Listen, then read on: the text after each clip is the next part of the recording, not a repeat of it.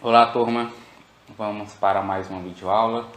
Agora a gente vai entrar no assunto sobre regressão múltipla, né? Regressão linear múltipla. A gente viu até agora regressão linear simples, que é basicamente a regressão com uma variável explicativa e uma variável resposta.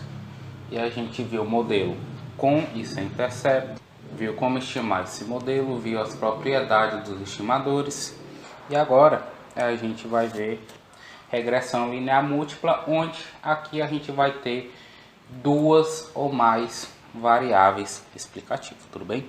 Então, antes de a gente começar no caso mais geral, onde a gente tem K variáveis explicativas, vamos começar então com o caso mais simples, que é o caso com duas covariáveis ou duas variáveis explicativas, ok? Então, suposições. O que vai mudar do nosso modelo de regressão linear simples para o modelo de regressão linear múltipla com duas variáveis?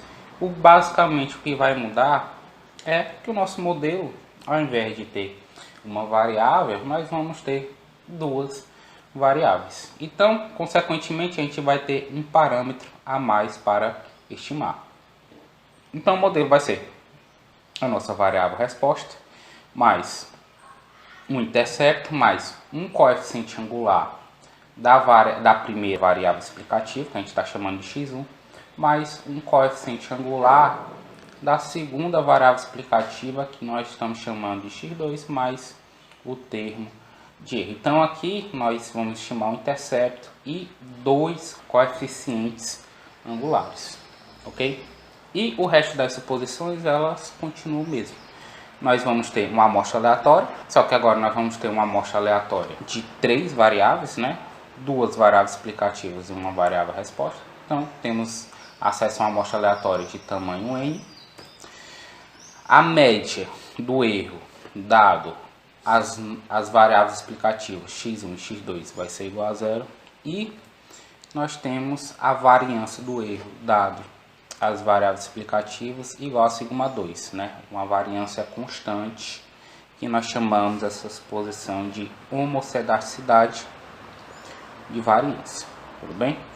Então, estimadores de mínimos quadrados para estimar o beta 0, o beta 1 e o beta 2, certo? O nosso problema de otimização permanece o mesmo. A única diferença é que agora nós temos que minimizar a soma de quadrados dos resíduos em relação a beta 0, a beta 1 e a beta 2, ou seja, nós temos uma condição a mais naquelas condições de primeira ordem que a gente tinha com o modelo de regressão linear simples. Então, minimizar a soma de quadrados dos resíduos é equivalente a minimizar a soma de quadrados do que a gente observa menos o que a gente estima, né, que é o que a gente chama de resíduo. E o que a gente estima nada mais é do que o beta 0 chapéu mais o beta 1 chapéu vezes a nossa primeira variável explicativa menos beta 2 chapéu vezes a nossa segunda variável explicativa, certo? Aqui a gente tem, ó, x1 e x2 significa o quê? Que é a iésima observação da primeira variável explicativa e a iésima observação da nossa segunda variável explicativa. Então, se eu tiver o x11 é a primeira observação da variável x1, o x21 é a segunda observação da nossa variável x1, tudo bem? Então, como se fosse uma matriz, certo? Na notação de matriz, quando a gente quer pegar um elemento de uma matriz, a linha vem primeiro do que a coluna, não é isso? Então, o primeiro índice significa a linha dessa matriz e o segundo índice significa a coluna, ok?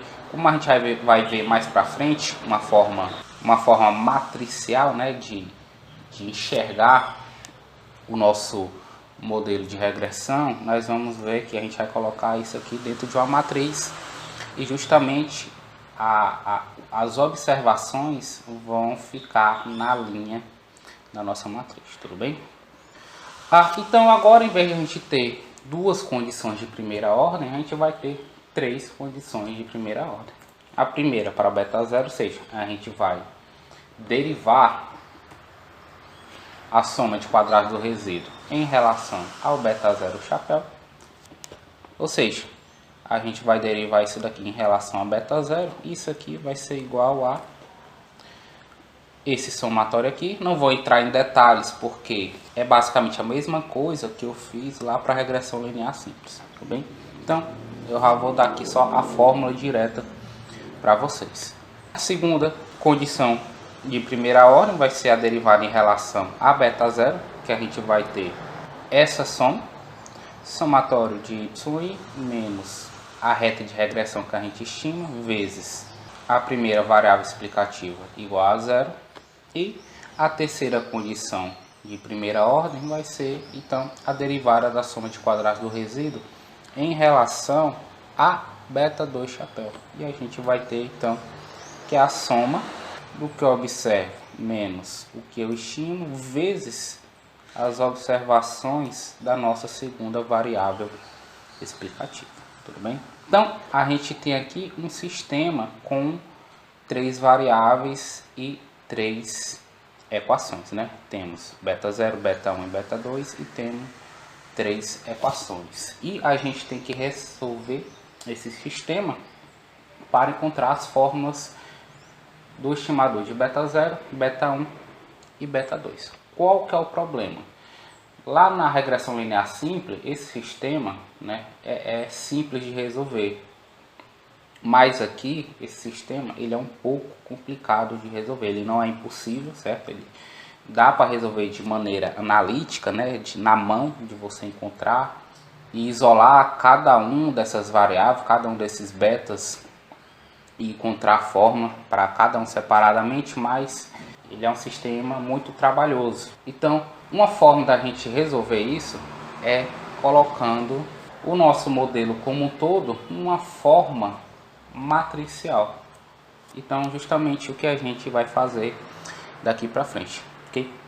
Então, no modelo com K variáveis explicativas, a gente tem uma variável resposta, um intercepto, beta 1 vezes a nossa primeira variável explicativa, beta 2 vezes a segunda variável explicativa, mais até beta k vezes a nossa késima variável explicativa, mais o termo de erro. Então note o seguinte, que nós temos k variáveis explicativas e nós temos que estimar k mais 1 parâmetros, né? Porque eu tenho k coeficientes angulares mais um intercepto. Então a gente tem que estimar k mais 1 parâmetros, ok? Então, como que a gente vai colocar isso numa forma matricial?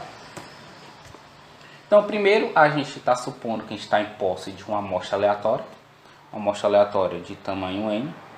Então aqui eu tenho a iésima observação da primeira variável, a iésima observação da segunda variável, a observação da késima variável e a iésima observação da nossa variável resposta. Então a gente tem n observações de cada variável que a gente vai trabalhar no nosso modelo, das k variáveis explicativas e da nossa variável resposta, ok? Então, o que a gente vai chamar de matriz de covariáveis, ou seja, vai ser uma matriz onde vai ter apenas as nossas variáveis explicativas, ok? Então aqui a gente vai definir uma pequena anotação, tudo bem? Toda vez que vocês verem uma letra maiúscula em negrito, a gente vai estar trabalhando com matriz. Se vocês verem uma letra minúscula e em negrito, significa que é um vetor, tudo bem? Só para diferenciar o que é matriz, o que é vetor, do que é um escalar, né? Um numeral. Então, a nossa matriz de covariáveis, ou seja, uma matriz onde a gente vai juntar todas as nossas variáveis explicativas, ela vai ser representada por essa matriz aqui, onde a primeira coluna vai ser uma coluna de uns, tudo bem? Essa coluna de uns, ela vai representar o nosso intercepto, tudo bem? É como se eu tivesse uma variável aqui, ó, do lado de beta 0, uma variável x0, onde essa variável x0, ela assumisse o valor 1 para todas as observações. tudo bem? Então, essa primeira coluna aqui, ela está representando o intercepto do modelo. Professor, se o modelo não tiver intercepto, essa primeira coluna aqui, ela some. A gente começa então a matriz já com as variáveis, tudo bem? Então, a primeira coluna de 1 está representando o intercepto. Se o modelo não tiver intercepto, essa coluna não vai existir. Simples assim, tudo bem? Então aqui a gente tem, ó, a primeira observação da variável x1, a primeira observação da variável x2, a primeira observação da variável xk, ok? Então a primeira linha da nossa matriz vai ter as primeiras observações das variáveis explicativas. E a segunda linha vai ter as segundas observações das variáveis explicativas e a terceira, as terceiras das observações, até a enésima linha, que vai ser a enésima observação de cada variável explicativa que a gente tem. Tudo bem? Então, no total, eu tenho uma matriz que tem n linhas por k mais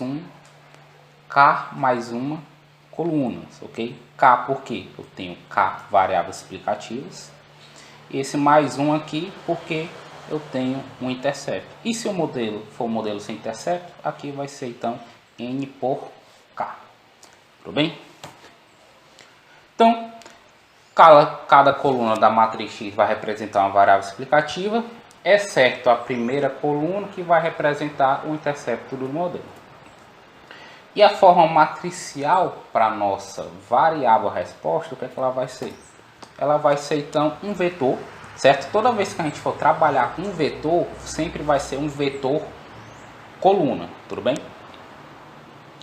Então, como eu tinha dito, a gente vai denotar um vetor com letra minúscula e em negrito, certo?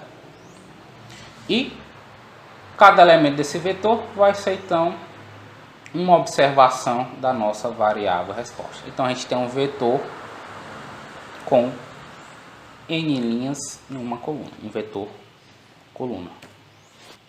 Forma matricial do erro e dos parâmetros. Então o erro, mesma ideia da nossa variável resposta, vai ser representado pela letra minúscula e em negrito, e cada elemento desse vetor vai ser então um termo de erro, ok? Se eu tenho n termos de erro, então eu vou ter um vetor de tamanho n por 1, um vetor coluna. E o vetor de parâmetros vai ser também um vetor coluna, vai ser representado também pela letra beta, só que aqui eu vou representar ele em negrito, representando, né, significando que é um vetor. E os elementos dela vai ter o beta 0, o beta 1 até o beta k. E a dimensão dela é k mais 1 por 1, né? K, variável explicativa, mais um intercepto. Tudo bem? Então, a forma matricial do nosso modelo linear vai ser então o vetor da nossa variável resposta, que vai ser igual a matriz de covariáveis vezes o vetor de parâmetros mais o vetor de erros.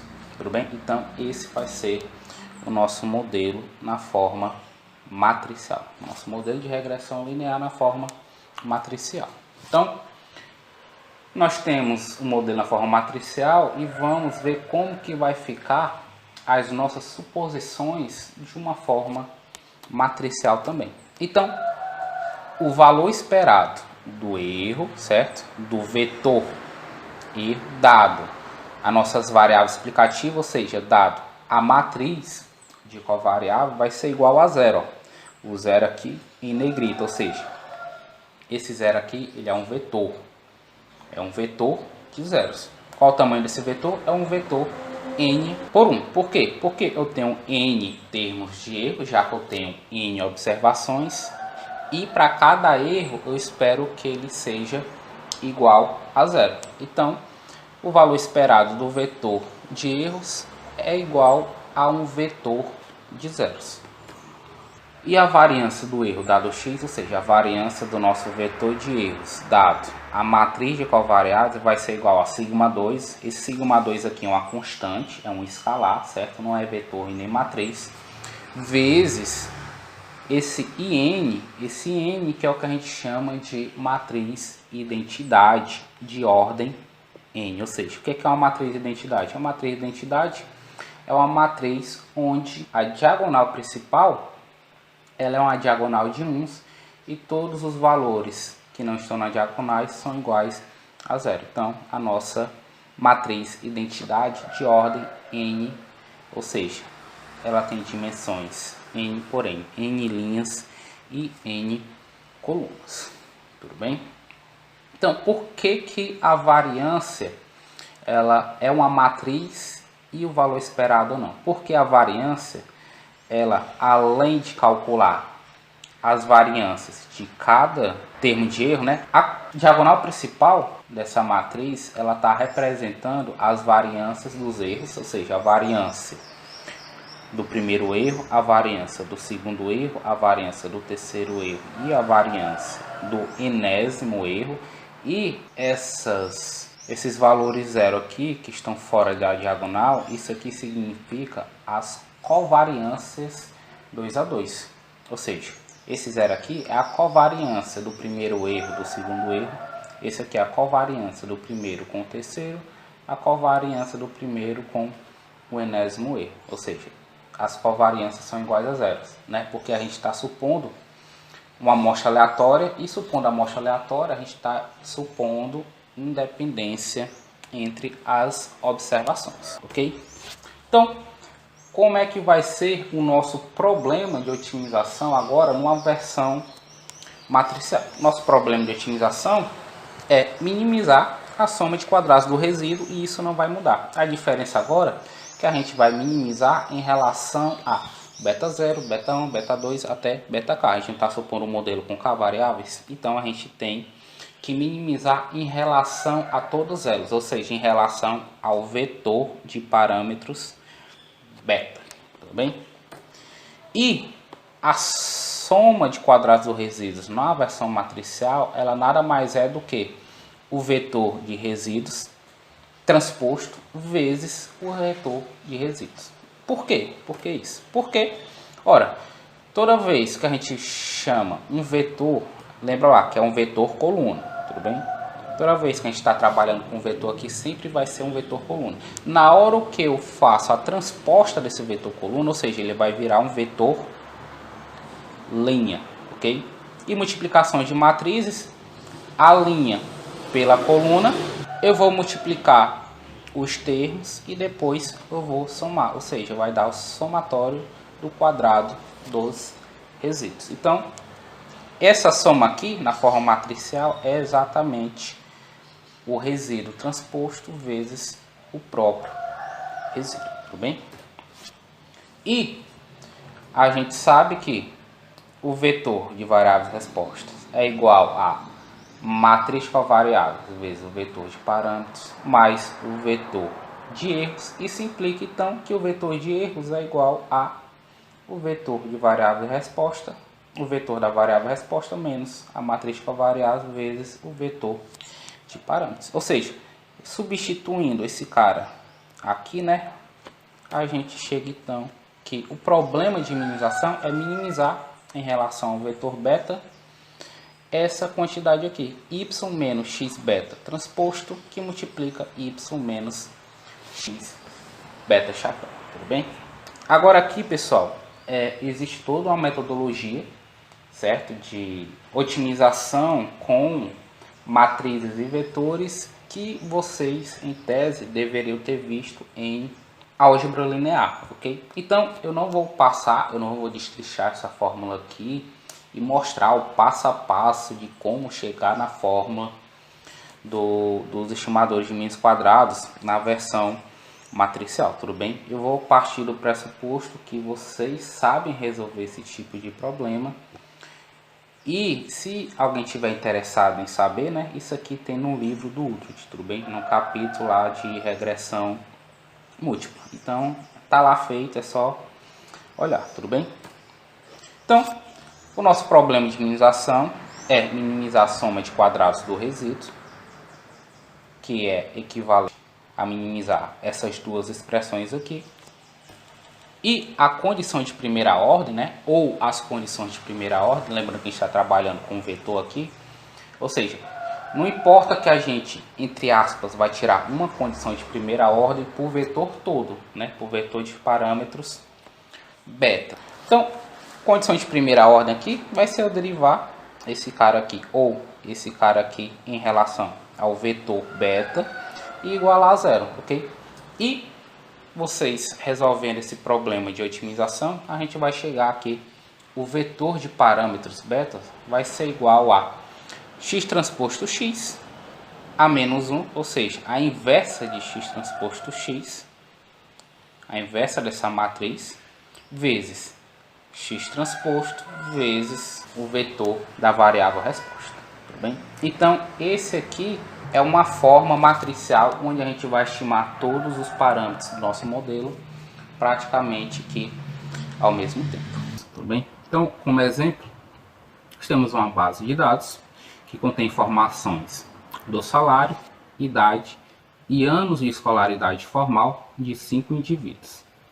Então, ajuste o modelo de regressão múltipla para explicar a renda dos indivíduos, certo? Então, eu vou explicar a renda dos indivíduos, ou seja, o salário deles em função da idade e em função da escolaridade. Então, qual que vai ser o nosso modelo? O nosso modelo vai ser salário igual a beta 0, o nosso intercepto, mais beta 1 vezes a idade, mais beta 2 vezes a escolaridade, mais o termo de erro. Tudo bem? Então, o estimador de mínimos quadrados, a estimativa para o vetor de parâmetros vai ser igual a x transposto, x, né, é a matriz dos nossos dados, das nossas variáveis independentes. X é uma matriz só com as variáveis independentes, tudo bem? X transposto x a menos 1, ou seja, a inversa de x transposto x, vezes x transposto y, certo? Onde y aqui é a nossa variável resposta, é salário, ok? Então, a matriz x, como falei, é a matriz com as variáveis explicativas, variáveis independentes. Então, aqui a gente tem a idade na segunda coluna e na terceira coluna a gente tem anos de escolaridade formal. E na primeira coluna a gente tem uma coluna de uns, onde essa coluna de uns ela está representando o intercepto, certo? Então, sempre que o modelo de regressão múltipla tiver intercepto, a primeira coluna dessa matriz X, da matriz das variáveis explicativas, essa primeira coluna sempre vai ser uma coluna de 1. Então, aqui a gente tem a nossa matriz X e a gente sabe que a nossa variável Y é o salário, ou seja, Y é um vetor, é esse vetor aqui, ó, é um vetor coluna com os salários. Esse daqui é o nosso Y. Então vamos lá. Primeira coisa que a gente tem que fazer, a gente tem o x e a gente precisa do x transposto. Então, x transposto está aqui. Nossa matriz transposta, linha, vai virar coluna. Então, a gente tem x transposto, a gente precisa multiplicar o x transposto vezes x. Então, a gente tem aqui x transposto vezes a matriz x e a gente vai chegar fazendo essa multiplicação de matriz nesse resultado aqui. Além de x transposto x, a gente tem que tirar a inversa dessa matriz. Então, tirando a inversa dessa matriz, a gente tem esse resultado, ok? Então, a gente calculou x transposto, a gente calculou a multiplicação de x transposto x e depois a gente calculou a inversa de x transposto x. Então, esse termo aqui, ó, já está calculado. Então, vou calcular agora esse aqui, ó, x transposto y. Então, x transposto vezes y, que é o nosso vetor de salários, eu vou chegar nesse resultado aqui, fazendo essa multiplicação de matrizes. Então, se eu tenho x transposto x a menos 1 e o x transposto y, é só multiplicar essas duas matrizes e a gente vai chegar no seguinte resultado. E esse resultado aqui, ó, esse resultado aqui é as estimativas para o nosso vetor de parâmetros, ou seja, esse cara aqui é a estimativa para beta 0, 17,82 estimativa para beta 0, 49,72 é a estimativa para beta 1 e 98,88 é a estimativa para o beta 2, tudo bem? Então, o modelo estimado vai ser o que?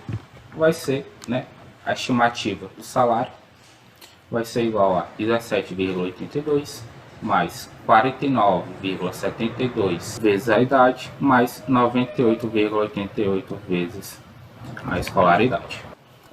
Interpretação dos parâmetros. A interpretação vai ser basicamente a mesma, a estrutura da interpretação é a mesma, só que vai ter alguns pormenores, tudo bem? Então, no modelo estimado, com uma regressão, certo? Com K variáveis explicativas, a gente tem o seguinte resultado aqui, né? O valor estimado para a nossa variável resposta vai ser então essa expressão. Estimativa de beta 0, estimativa de beta 1 vezes a variável x1, estimativa de beta 2 vezes a variável x2, até a estimativa de beta k vezes a késima variável explicativa, tudo bem? Então, qual que é a interpretação de um beta j aqui entre esses betas do modelo? Então, a interpretação vai ser basicamente a mesma. Um aumento de uma unidade na variável explicativa. Que variável explicativa? Na variável xj, na jésima variável explicativa. A variável resposta aumenta, certo? Se esse cara for positivo. Ou ele vai decair se o valor da estimativa for negativo. Em média, nossa interpretação sempre é em média. Beta chapéu J, unidades, certo? Então, o aumento de unidade na variável explicativa vai aumentar em média beta J unidades da variável resposta, certo? Então, até aqui tá tudo igual com a regressão linear simples. O que que vai mudar? Vai mudar só isso daqui, ó, mantendo tudo mais constante. Ou seja, eu tô variando, né? Eu tô calculando o impacto de uma variação na variável j, mantendo todas as outras variáveis explicativas constantes. Eu não estou mexendo nelas, só estou verificando o impacto de xj. Tudo bem? Essa é a única diferença. É como se eu fixasse os valores das outras variáveis explicativas e fizesse a variação apenas na variável j para verificar o impacto apenas da variável j na variável resposta. Aí eu tenho que manter as outras variáveis explicativas constantes, fixas. Tudo bem? Então essa é a diferença. No final você só vai colocar mantendo tudo mais constante. É simples assim, tudo bem? Então a interpretação é a mesma. Então é o seguinte, é como, ó, a variação da variável resposta, certo? Uma variação na variável explicativa x1, variação na variável explicativa x2, a variação nas variáveis explicativas j e na késima variável explicativa, variação na késima variável explicativa. Se eu mantenho todas essas variáveis aqui constantes, certo? Se essas variáveis aqui, tirando a xj, ela está constante, pela nossa interpretação aqui, então essas variações aqui, elas são zeros, porque a gente está supondo que elas estão constantes. Então vai ficar só esse cara aqui, ó, que é a variação que eu estou interessado, né? A variação da variável xj, qual o impacto dessa variação na variável resposta, ok? Então, supondo que todas as outras variáveis estão constantes ou estão fixas, essas variações aqui, ó, são todas iguais a zero. Então eu teria o quê? Que a variação na variável resposta é igual ao beta j, a variação na variável explicativa. Ou seja, o impacto de y, né, a variação de y pela a variação da variável j é justamente o beta j chapéu, tudo bem? Então é isso daqui, certo? Essas expressões aqui embaixo é isso daqui de uma forma um pouco mais matemática, tudo bem? Agora, se a gente tiver transformação logarítmica, aí a gente tem aquela tabelinha que a gente viu para regressão linear simples, certo? Não vai mudar absolutamente nada. A única coisa que muda vai ser só esse finalzinho aqui, ó, mantendo tudo mais constante, tudo bem? Então, se a nossa variável dependente, certo? Isso aqui está errado. Se a nossa variável dependente é y e a nossa variável explicativa é xk, ou seja, não há transformação em y e não há transformação no xk. Então, a gente tem essa interpretação padrão aqui, certo? Variação de y é beta k, variação da variável xk. Ó, aqui é a mesma coisa, ó. Exatamente a mesma coisa, tudo bem? Agora, se a variável dependente for y e a variável explicativa for o logaritmo, né, ela tiver uma transformação logarítmica, então a interpretação aqui é a variação percentual, ó, a variação percentual da variável x, tudo bem? Ou seja, o aumento de 1% em xk não é mais um aumento de uma unidade, é o aumento de 1% em xk quando tiver o logaritmo.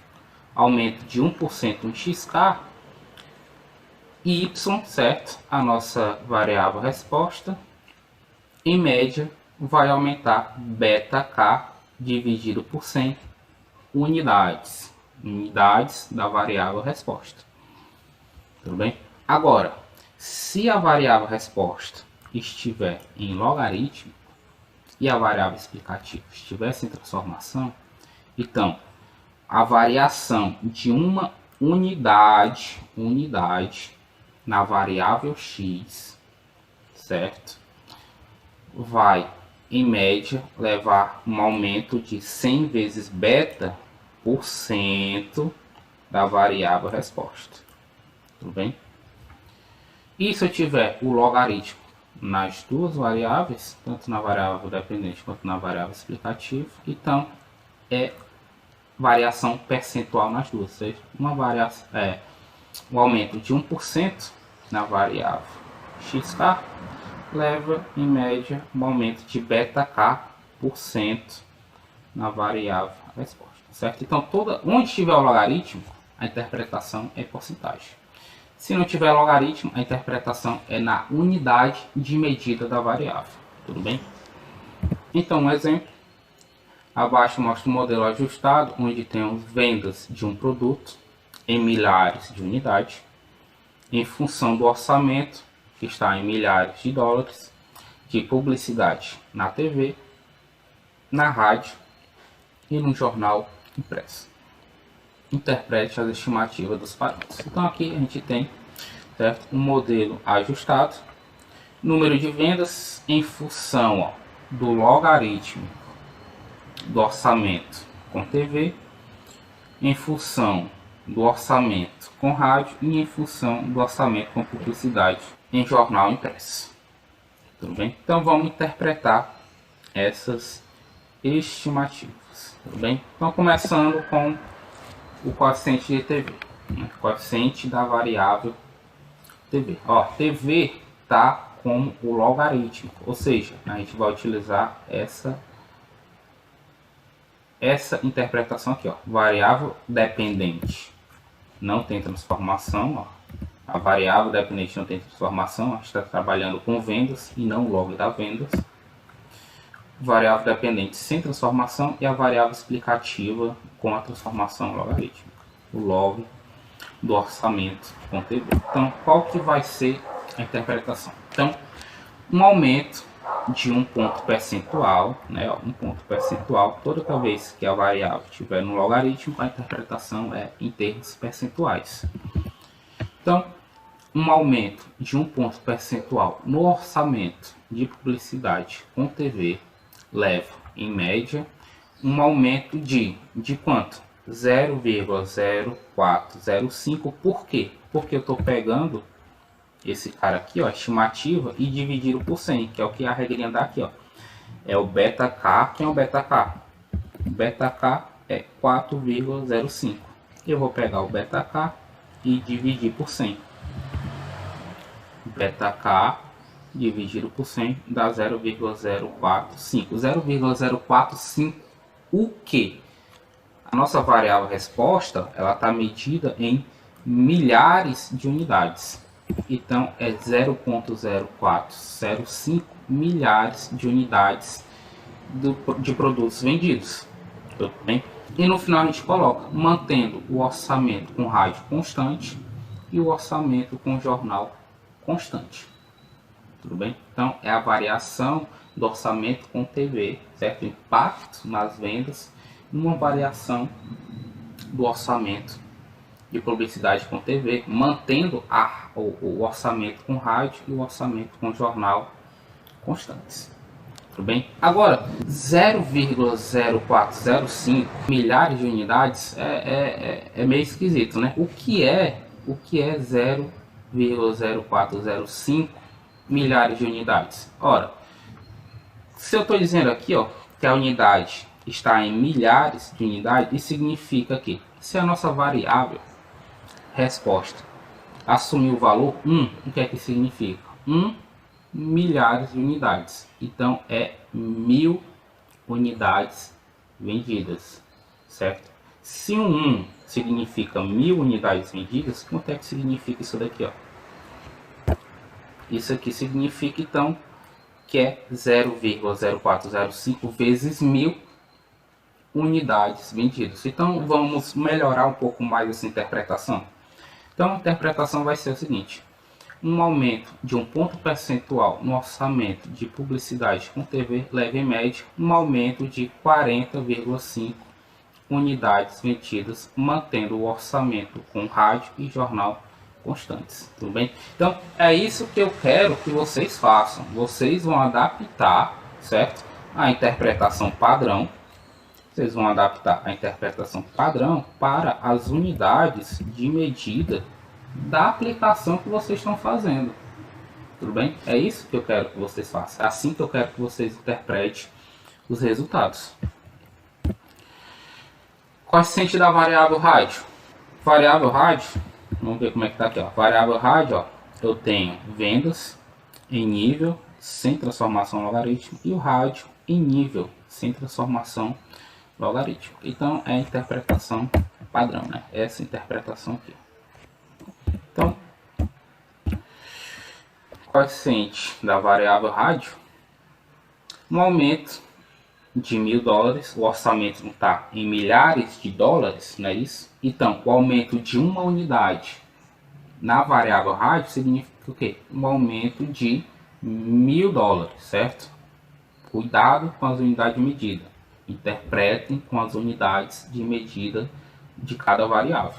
Então, o aumento de uma unidade na variável rádio, ou seja, o aumento de $1000 no orçamento de publicidade com rádio, leva em média um aumento de 0,2, o que? Qual unidade da variável resposta? Milhares de unidades medidas, mantendo, o finalzinho, ó, mantendo o orçamento com TV e jornal constante, certo? Agora, 0,2 milhares de unidades, certo? Então é 0,2 vezes 1000 unidades. Então, melhorando essa interpretação, um aumento de $1000 no orçamento de publicidade com rádio leva em média um aumento de 200 unidades vendidas, mantendo o orçamento com TV e jornal constantes. Interpretação do coeficiente da variável jornal, um aumento de $1000, né, unidade de medida, está em milhares de dólares. Então, o aumento de uma unidade na variável jornal significa um aumento de $1000 no orçamento de publicidade com jornal impresso. Leva, em média, uma diminuição nas vendas de... Diminuição por quê? Diminuição porque, ó, aqui a estimativa ela é negativa, né? Então, por isso, uma diminuição. Leva uma diminuição nas vendas de 0,01 milhares de unidades, mantendo o orçamento com TV e rádio constante, certo? Só que 0,01 milhares de unidades é 0,001 vezes 1000 unidades. Isso aqui vai dar o quê?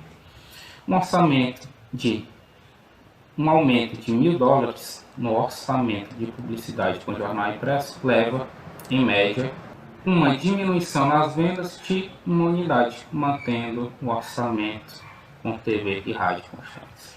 Certo? Então, esse é o tipo de interpretação que eu quero que vocês façam, levando sempre em consideração a unidade de medida das variáveis explicativas e a unidade de medida da variável resposta.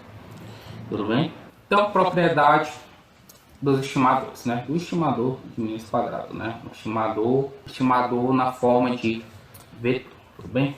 Então, viés, dadas essas posições, ok? Modelo linear, já trabalhando na forma matricial, uma amostra aleatória, temos acesso a N observações de cada variável explicativa e da variável resposta, e o valor esperado do erro dado x, né, dado a matriz, certo? Dado a matriz formada pelas variáveis explicativas é igual a zero, certo? Esse zero aqui é um vetor de zero, um vetor é de tamanho n, ok? Então, o valor esperado do estimador dado x vai ser igual a o vetor de parâmetros, ou seja, beta 0, beta 1, beta 2, beta k. Ou seja, todos os estimadores, certo? O estimador de beta 0, o estimador de beta 1, o estimador de beta 2, o estimador de beta k são estimadores não viciados para os seus respectivos parâmetros, tudo bem? Então, é a mesma coisa do gráfico do caso da regressão linear simples. A única diferença é que eu estou colocando aqui uma notação matricial. Variância. Dadas as posições, modelo linear, amostra aleatória. Valor esperado do erro igual a zero. E a suposição de variância constante, certo? Aqui é sigma 2, né? Nossa variância fixa, constante para todos os erros, vezes a matriz identidade de ordem n, certo? É uma matriz n por n, onde únicos valores que são diferentes de zero dentro dessa matriz é a diagonal principal. Todos os valores da diagonal principal são iguais a 1, né? Matriz identidade. Então, a variância do vetor, certo? Aqui é um vetor, que deveria estar em negrito. Do vetor de parâmetros estimados é igual a sigma 2 ao quadrado, né? Sigma 2 é um escalar, é uma constante, que multiplica x transposto x elevado a menos, ou seja, a inversa de x transposto x. Okay? Então isso daqui vai dar uma matriz, certo? Aqui é uma matriz, onde a diagonal principal dessa matriz vai estar as variâncias de cada estimador, certo? A variância do estimador de beta 0, a variância do estimador de beta 1, beta 2, beta 3 até beta k, vão estar na diagonal dessa matriz, certo?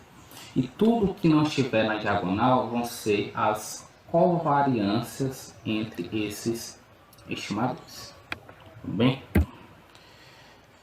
E propriedade, né, de Gauss-Markov, teorema de Gauss-Markov, ele continua valendo para a regressão linear múltipla, ou seja, os estimadores, né, o vetor de estimação na regressão linear múltipla, ele é blue, né, the best linear unbiased estimator, ou seja, eles são os melhores estimadores não viciados entre a classe de estimadores lineares, tudo bem?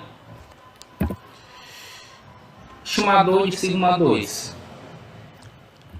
Para a gente fazer teste de hipótese, né, a gente tem que conhecer o sigma 2, né? A gente tem que conhecer a variância dos estimadores. E para conhecer a variância dos estimadores, a gente tem que conhecer o sigma 2. Sigma 2 é um parâmetro desconhecido, então a gente tem que estimar, tudo bem? E lá em regressão linear simples, a gente viu que o estimador não viciado para sigma 2, a gente chamou de quadrado médio dos resíduos, ou seja, é a soma de quadrados dos resíduos dividido por n menos 2, tudo bem? Esse seria o estimador não viciado lá na regressão simples, né? Onde tinha uma variável explicativa e dois parâmetros, o intercepto e o coeficiente angular, tudo bem? E esse 2 aqui da fórmula, certo? Ele vem justamente por causa que a regressão tem dois parâmetros, o intercepto e o coeficiente angular. Então, se esse 2 vem por causa do intercepto e de um coeficiente angular, então na regressão linear múltipla, no lugar desse 2, a gente vai ter, então, um K mais 1. Porque são K coeficientes angulares, certo? Eu vou ter um coeficiente angular para cada variável explicativa mais o intercepto, tudo bem? Então, o quadrado médio do resíduo, certo? O nome não vai mudar, é o quadrado médio dos resíduos, ele vai ser a soma de quadrados dos resíduos, que não muda, é a mesma soma de quadrados da regressão linear simples, certo? Dividido por n menos k mais 1, onde k é o número de coeficientes angulares e o 1 ele é o intercepto, tudo bem? Então esse vai ser o estimador não viciado para sigma 2, tudo bem? Então o estimador da variância beta chapéu vai ser simplesmente, então, no lugar de sigma 2 eu vou botar o estimador do sigma 2 vezes o inverso de x transposto x. Trocando aqui, é o quadrado médio dos resíduos que multiplica a inversa de x transposto x a menos. Bem, pessoal, ela está ficando um pouco longa. A gente encerra por aqui. Bom estudo a todos e até a próxima aula.